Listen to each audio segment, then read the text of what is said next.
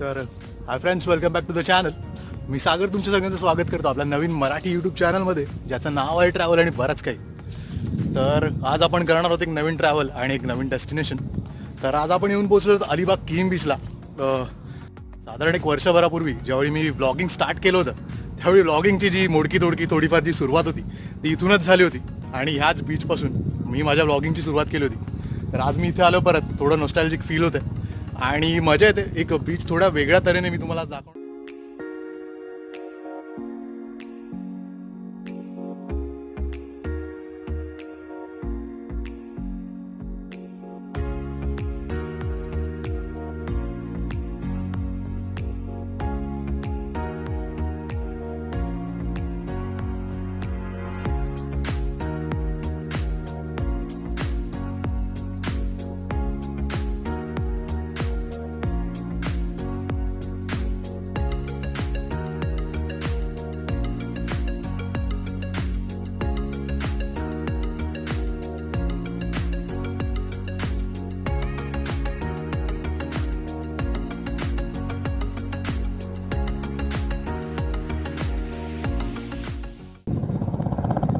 तर या बीचवरची एक महत्त्वाची गोष्ट जी लास्ट टाइम करायची राहून गेली होती आणि एक स्पेशालिटी म्हणा किंवा जी फक्त श्रावणात किंवा या पावसाळ्यातच दिसते, अशी एक महत्त्वाची वास्तू या बीचवर आपल्याला दिसून येते.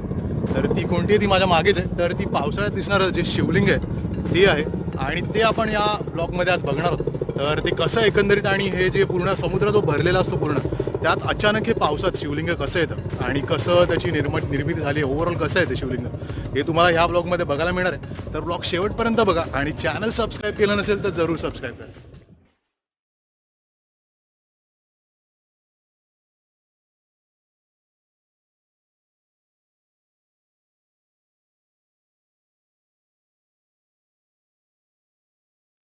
किहीम समुद्रकिनारी पोहोचल्यावर दक्षिणेकडील बाजूस वीज निर्मिती करण्याच्या हेतूने एक कठडा सदृश्य बांधकाम दिसून येते.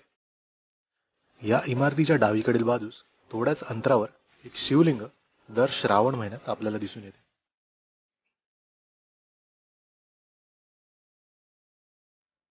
श्रावण महिना सोडला तर बाकी वर्षभर ही पिंड वाळूखाली दडून बसलेली असते,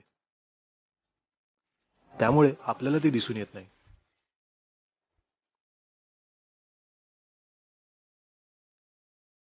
पावसाळ्यात समुद्राचे पाणी खवळलेले असते आणि त्यामुळे श्रावण महिन्यापर्यंत या शिवलिंगावरची वाळू निघून पिंडीचे दर्शन व्हायला सुरुवात होते.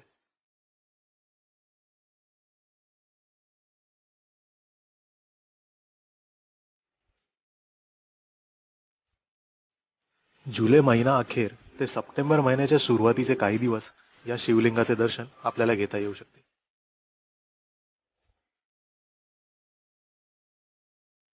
ओहोटीच्या वेळी पाणी आत गेल्यावर पिंडीपर्यंत चालत जाता येते. श्रावणात मोठ्या संख्येने स्थानिक आणि पर्यटक या शिवलिंगाचे दर्शन करण्यासाठी ठिकठिकाणाहून येत असतात. अतिशय सुस्थितीत असलेले सदर शिवलिंग या ठिकाणी कसे आले, कुठून आले, हे मात्र अजूनही रहस्यच आहे.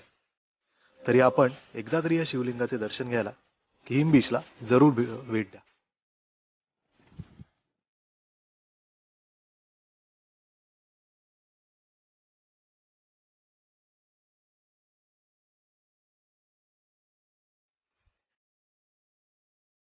तर आय होप फ्रेंड्स तुम्हाला हा व्लॉग आवडला असेल. जसं मी स्टार्टिंगला मेन्शन केलं, व्लॉगिंगची सुरुवात इथून झाली होती. त्यावेळी वाटलं नव्हतं की एवढा चांगला प्रतिसाद तुमच्याकडून मिळेल. प्रत्येक व्लॉगला कमेंट्स येतील, फीडबॅक येतील, मोटिवेशनल तुमचे कमेंट्स अजून मोटिवेट करतील ट्रॅव्हल करायला, अजून काही जर्नीज तुमच्यासमोर आणायला.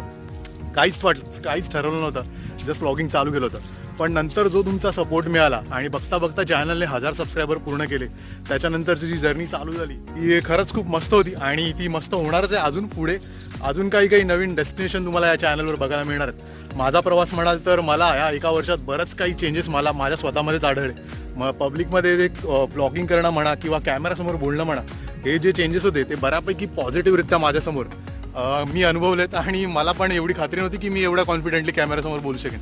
पण हे सगळं पॉसिबल झालं तुमच्यामुळे. आणि हा जो सपोर्ट होता, कमेंट्स होते, फीडबॅक होते आणि जे म्हणजे माझे मित्र होते किंवा जे असे अजूनही जे चॅनलच्या थ्रू जोडले गेले आपल्याशी, त्यांच्या थ्रू जो सपोर्ट मिळाला हा खूप स्ट्रॉंग होता. आणि त्याच्यामुळे हे चॅनल आणि सक्सेसफुल होऊ शकलं आणि ही जर्नी जी आहे ही इथपर्यंत कंटिन्यू होऊ शकली. तर त्यासाठी तुमच्या सगळ्यांचे खूप खूप आभार, थँक्यू आणि मनपूर्वक धन्यवाद फ्रेंड.